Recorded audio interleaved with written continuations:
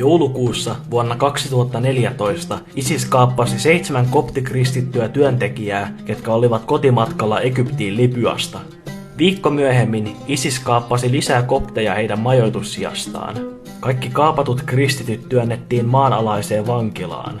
Koptien mukana oli yksi ghanalainen mies nimeltään Matteus, kuka ei kuulunut joukkoon ja oli vapaa lähtemään, mutta hän kieltäytyi ja sanoi, heidän jumalansa on minun jumalani.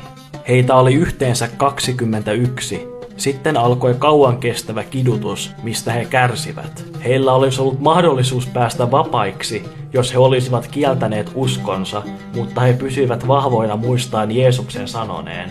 Te joudutte kaikkien vihattaviksi minun nimeni tähden, mutta joka vahvana pysyy loppuun asti, se pelastuu. Helmikuun 15. päivänä vuonna 2015 ISIS kuvasi propagandavideon, missä kristityt kävelivät rannalla oransseissa haalareissa ja heidät murhattiin kameralla. Maailma näki videon, sen myötä ihmiset kokivat vihaa, surua ja myös iloa, sillä heidän uskonsa oli vahva loppuun asti. 6 päivää heidän kuolemansa jälkeen koptikirkko kanonisoi heidät marttyyreiksi. Heidät muistetaan ja heidän esirukouksiansa pyydetään. Rukoilkoon he meidän puolestamme. Aamen ja Jumalan siunausta.